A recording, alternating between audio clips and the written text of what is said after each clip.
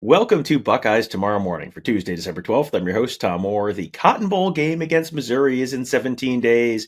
The game against Michigan in 354 days. That Cotton Bowl game against Missouri. On yesterday's show, we went through who we thought might be starting for Ohio State on offense, which is a lot more of a question this year than it is in a lot of years for Ohio State's postseason. Today, we're going to be doing the defensive side of the ball. We're going to be welcoming back our buddy Tony Gerdeman of BuckeyeHuddle.com. To do that, right now, as of the time we were recording this, there have been no official opt-outs, no NFL draft declarations, no further injury news. It is all sort of status quo for the Ohio State defense as of this moment. But the whole point of the show, of course, is that we are not expecting everything to be exactly status quo between now and when the ball takes off from the tee with a little help from a kicker on the night of December 29th. So, Tony, let's start with the defensive line. The Ohio State defensive line led this year by four members of the class of 2021, and those four members all potentially NFL draft eligible. You could theoretically see all four leave. You could theoretically see all four return. I'm guessing the truth will lie probably somewhere in between. But how many of the four potential starters from that class of 2021 are you thinking are actually going to be on the field for Ohio State when they play Missouri on the 29th? Tom, I was not aware that this was the topic of the show. I have no answers. No answers on any of this stuff. As I'm going through my mind and thinking about this answer, I don't know. Tyleik Williams kept coming up as somebody who might opt out if he's all in on the draft. But I don't know that I can make that leap right now. I feel like first we got to decide is Mike Hall starting or is Ty Hamilton starting at nose? I guess A or B there, one of those two will start at nose. I am going to go in on Tyleik Williams starting, and then the normal nose tackle starting, whoever that is, Mike Hall and Ty Hamilton. And I do believe both JT Tuimoloau and Jack Sawyer will be in the lineup with their teammates because, as Ryan Day said, one day before Kyle McCord opted out, he expects everybody to play. All right, but I think I would be a little surprised if you had everyone there. Are you expecting everyone to be back for 2024? No, and that's the other thing, right? Because we've talked about this before, where just because you're leaving early for the NFL, or just because you're leaving for the NFL, you're obviously they still have eligibility. That doesn't mean you have to not play in the bowl game. We saw that with Alabama last year with Bryce Young and Will Anderson. You can still play in the game and end the season the right way, even if you're not in the playoffs. But it's one of those things, Tom, where I don't think everybody's playing, but I don't know which guy isn't. So if everybody is more likely than less likely, I'll go each one of those guys to play and to not know that I'll lose my parlay, but I'll win 3 of my 4 bets in terms of individuals, So I do expect probably, I'm just going to assume my belief has been that JT Tuimoloau is leaving, and I've kind of been leaning towards Tyleik Williams leaving. I think Jack Sawyer and Mike Hall are back. I think Mike Hall needs to come back, and Jack Sawyer, coaches like what he does and what he's given to the defense, and I think other coaches in the NFL will like that as well. But I'm thinking they lose half of those guys, and so Tom, half of half. Would a quarter not playing in the bowl game make sense, or would it just be the 2 guys that are leaving early? If there are 2 guys that are leaving early, they just say peace, and I won't be playing in the bowl game. I am gonna say all 4, knowing that I'm probably wrong. But Tom, you have to give me the specific guys who will not be playing in order for you to be right. Well, I think based on the way you said it, we're probably going to be largely in agreement. If I was going to rank the 4 guys in the likelihood of leaving after this year, JT Tuimoloau is probably first, Tyleik Williams second, Jack Sawyer third, Mike Hall fourth. It sounds like, based on the way you listed them there, I think we are probably in agreement on that. And I'll say 60% chance that JT Tuimoloau doesn't play in the bowl game, 30% chance of Tyleik Williams, and then 10% chance of, someone else opting out and surprising me. That adds up to 100. I don't know that I meant to make it add up to 100, but I think that's probably like broadly what I'm expecting, where you set the over under on number of NFL draft departures at 2.5, and I probably take the under probably. And if you set the over under on opt outs at 1.5, I'm probably taking the under. But I don't know that I'd lay out a four-way parlay on will these guys all play in the Cotton Bowl.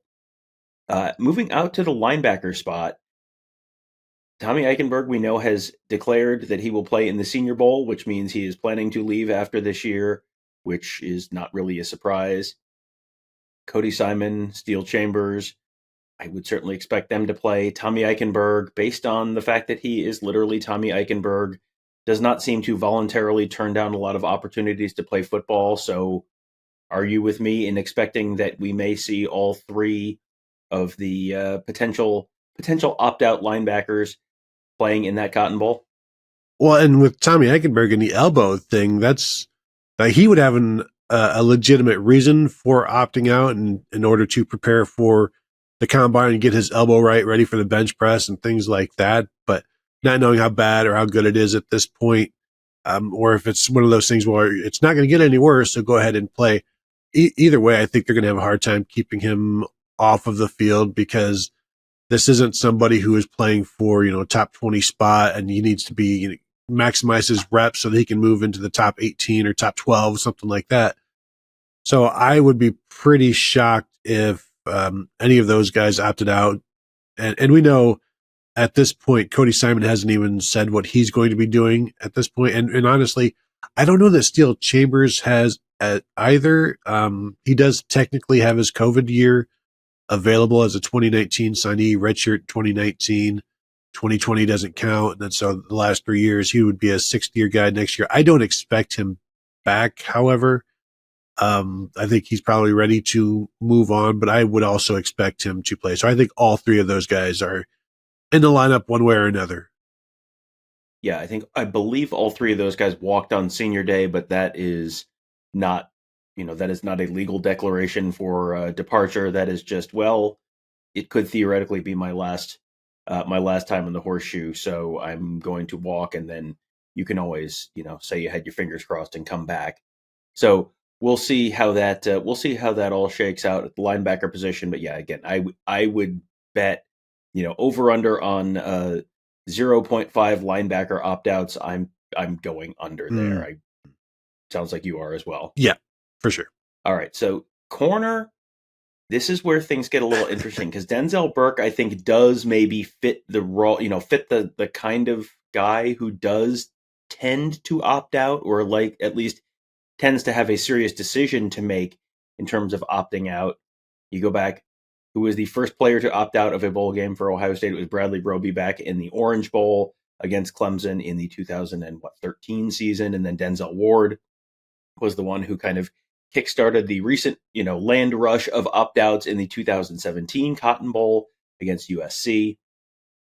I would think you may see Denzel Burke, almost called him Denzel Ward, Denzel Burke opting out. Like, he's the first guy who I think is probably, he and JT Tuimoloau maybe are the two guys who I think are better than 50-50 that you don't see them play, but you could very well see them play. It's not a, future top 5 pick necessarily kind of draft profile.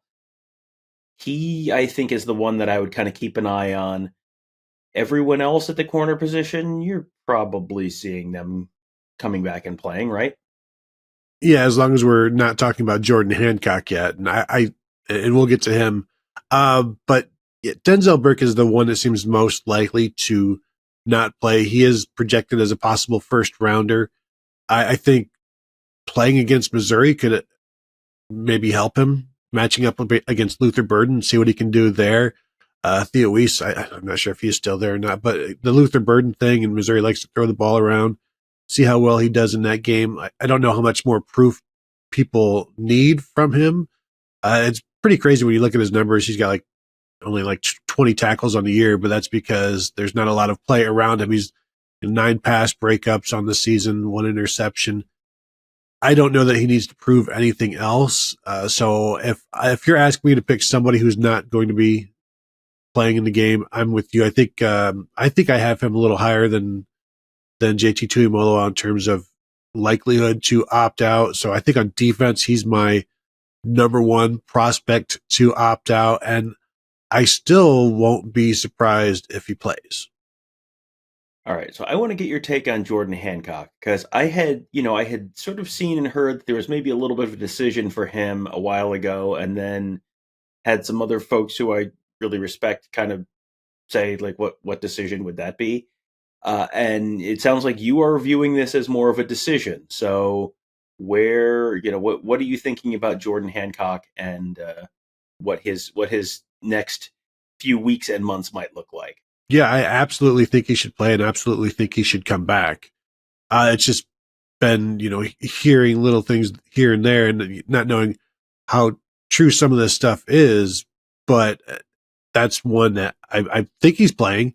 I have no reason to think that he isn't, or that he's going to turn pro, other than somebody mentioned it, and then it grows, the whole butterfly wings. It turns into a hurricane of rumors.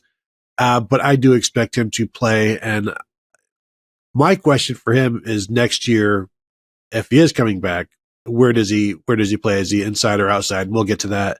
We have many more shows to explore with that, but I think he's playing. Obviously, Davison Igbinosun, being a sophomore, will play, barring any unforeseen things. But I expect Hancock to play. And at the safety spots, I think the most interesting question is about a guy who's probably not going to play, but will he come back? And that's Lathan Ransom, who was injured and was theoretically maybe going to be able to get back for a college football playoff game. I don't know that you necessarily rush him back for a non-college football playoff game. But then the question is, does he come back for 2024 and another chance to play in a college football playoff game? Josh Proctor obviously would be his last game. He doesn't really fit the profile of the opt-out guy, I don't think. But what are you looking at in terms of safeties? Yeah, I think Josh Proctor definitely does not fit the profile of somebody who opts out, other than the fact that, I think we've talked about this before, he's made it this far being healthy this season. Do you just pack up your bags and say, I made it, I'm done, I'll see you at the combine? I'm not expecting that. I think he's going to play. And again, this is an offense, the Missouri offense, where the secondary can show out and make some plays, and just a little bit more on film, because they frankly didn't have much to put on film against the Big Ten this year and those passing games. So this will give more information to, obviously they're all thinking it'll give more positive information to the NFL scouts and GMs and things like that. So I expect him to play. Again, I don't think Lathan Ransom, even if he's healthy enough, you're not going to rush him back for this.